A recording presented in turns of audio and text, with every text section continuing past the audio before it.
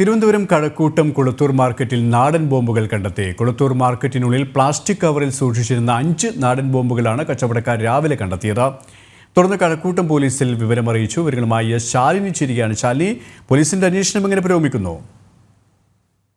സുരേഷ്, കഴിഞ്ഞ ദിവസം കണ്ണൂർ കതിരൂരിൽ ബോംബ് പൊട്ടി സ്ഫോടനമുണ്ടാവുകയും ഒരു വയോധികൻ മരണപ്പെട്ട സംഭവം അത് കെട്ടടങ്ങും മുൻപാണ് ഇപ്പോൾ തിരുവനന്തപുരത്തും സമാനമായൊരു സാഹചര്യം ഉണ്ടാകുന്നത്. കുളത്തൂർ മാർക്കറ്റിലാണ് നാടൻ ബോംബുകൾ ഇപ്പോൾ പോലീസ് കണ്ടെത്തിയിട്ടുള്ളത്. കുളത്തൂർ മാർക്കറ്റിനുള്ളിൽ പ്ലാസ്റ്റിക് കവറിൽ സൂക്ഷിച്ചിരുന്ന 5 നാടൻ ബോംബുകളാണ് കച്ചവടക്കാർ രാവിലെ കണ്ടെത്തുകയും പോലീസിനെ വിവരം അറിയിക്കുകയും ചെയ്തത്. തുടർന്ന് കഴക്കൂട്ടം പോലീസ് സ്ഥലത്തെത്തുകയും ബോംബ് ഡിറ്റക്ഷൻ സ്ക്വാഡും ചേർന്ന് ഇവ നിർവീര്യമാക്കാനായി നടപടികൾ സ്വീകരിക്കുകയും ഇന്ന് പിന്നീട് നിർവീര്യമാക്കി സ്റ്റേഷനിലേക്ക് മാറ്റിയെന്നുള്ള വിവരങ്ങളാണ് ഇപ്പോൾ ആ മേഖലയിൽ നിന്നും വരുന്നത്.